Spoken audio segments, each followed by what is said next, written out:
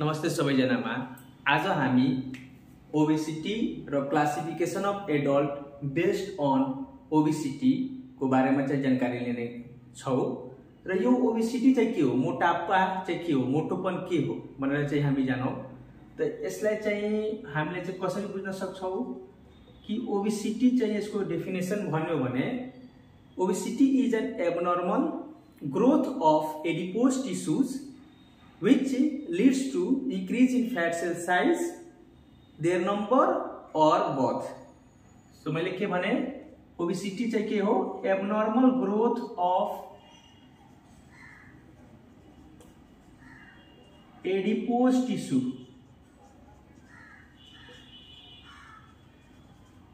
which leads to increase in which leads to increase in fat cell size,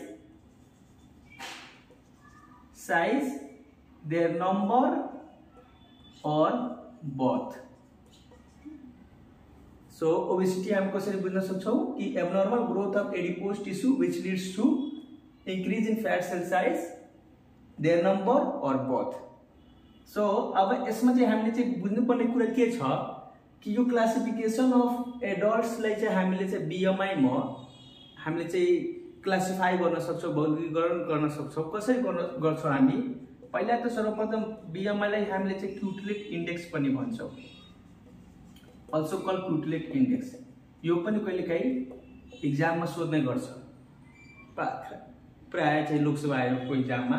अब यसमा चाहिँ BMI भनेको के हो, बॉडी मास इन्डेक्स।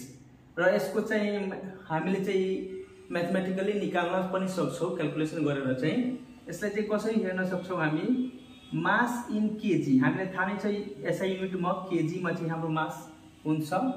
र त्यस्तै तपाईको चाहिँ हाइट चाहिँ मिटरमा हुन्छ। त हाइट इन मिटर, यसमा चाहिँ हाइटलाई चाहिँ मिटर स्क्वायरमा चाहिँ मानेको हो। यो बुझ्नु होला, ध्यान दिनु होला, हाइटलाई मिटर स्क्वायरमा। अब मानौ अब मेरो चाहिँ वेट चाहिँ 65 केजी छ र मेरो हाइट चाहिँ 150 सेन्टिमिटर छ। 150 सेन्टिमिटर छ भन्नाले मैले त सर्वप्रथम मिटरमा चेन्ज गर्नु पर्यो। त मिटरमा मैले कति भइहाल्छ, 1.5 मिटर। र यसको स्क्वायरमा छ त 1.5, फेरि दोहोरोपल्ट गर्नुपर्छ। त यसलाई हामी क्याल्कुलेसन गर्यो भने 2.25 हुन्छ तलको र 65 माथिको। र अझै हामीले फर्दर क्लास क्याल्कुलेसन गर्यो भने यसको कति हुन जान्छ, 28.88 केजी पर मिटर स्क्वायर यसको भ्यालु। अब यो भ्यालुले चाहिँ के रिप्रेजेन्ट गर्छ, के भन्न खोजिरहेछ, 28.88 केजी पर मिटर स्क्वायरले चाहिँ के बुझ्यौं हामी। अब यसले चाहिँ नि WHO ले एउटा क्लासिफाई गरेको छ ग्लोबल लेभलमा कि हाम्रो चाहिँ अन्डर वेटमा पर्छौं कि नर्मल वेटमा पर्छौं कि ओभर वेटमा पर्छौं कि ओबेसिटीमा पर्छौं। त त्यही वर्गीकरण हामी चाहिँ जानकारी लिनुपर्छ। अब यसो हेर्नुहुन्छ भने क्लासिफिकेसन मैले लेखे र यो बीएमआई लेखे। बीएमआई चाहिँ यसको भ्यालु हुन्छ। त यो भ्यालु चाहिँ हामीले जानकारी लिनु पर्यो। अब बीएमआई को हेर्नुहुन्छ भने यसमा चाहिँ पहिला त अन्डर वेट को हामीले चाहिँ जानकारी लिनु पर्यो। अन्डर वेट को भ्यालु हुन्छ less than 18.5 KG per metre square, किनकि यसको एसआई युनिट के हुन्छ, केजी पर मिटर स्क्वायर। त यो त एउटा चाहिँ अन्डर वेट को क्याटेगोरी हो, लेस देन हुनु पर्यो। त्यसपछि नर्मल को हामी कुरा गर्छौं। नर्मल वेट मा चाहिँ कति भन्छौं हामी, 18.5 देखि 24.99 केजी पर मिटर स्क्वायर, ठीक छ।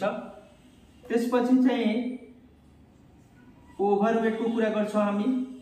ओभरवेटमा हेर्नुहुन्छ भने हामीले कसरी क्लासिफाई गरेको छु भ्यालुमा, 25 देखि 29.99 केजी पर मिटर स्क्वायर। र यो चाहिँ तपाईको ओभरवेट को भयो।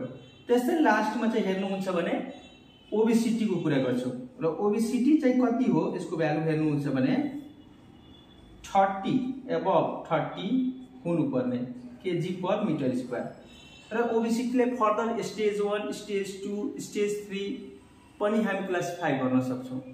त यो हामीले त्यति चाहिँ यति बुझ्दा पनि हुन्छ र यो ओभरवेटलाई कहिलेकाहीँ प्री ओबिस पनि भन्ने गरिन्छ। त यहाँ ध्यान दिनुपर्ने कुरा चाहिँ के छ, प्री ओबेसिटी भनेको चाहिँ सोध्यो भने ओभरवेट नै हो र ओबेसिटी चाहिँ तपाईको 30 केजी पर मिटर स्क्वायर भन्दा धेरै।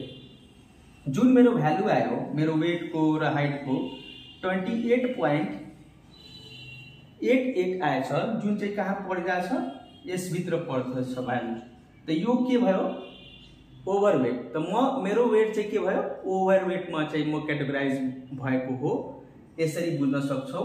र यो ओबेसिटी र क्लासिफिकेसन अफ बीएमआई एडल्टलाई कसरी क्लासिफिकेसन गरिन्छ यो ग्लोबल लेभलमै एक्सेप्टेड छ। यो ग्लोबली चाहिँ हामीले फलो गर्छौं र प्राय यही तरिकाले हामीले चाहिँ गर्ने गर्छौं।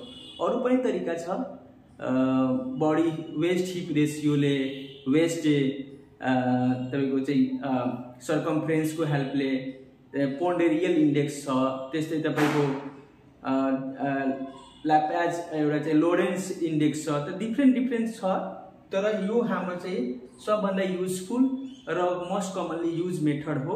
त्यही भएर चाहिँ यो हामीले चाहिँ जानकारी हुनु नै पर्यो। त्यही भएर चाहिँ धन्यवाद, तपाईहरुले चाहिँ मलाई चाहिँ हेर्नुभयो, मेरो भिडियो हेर्नुभयो भने मन पर्यो भने लाइक र सब्स्क्राइब गरिदिनु होला। धन्यवाद।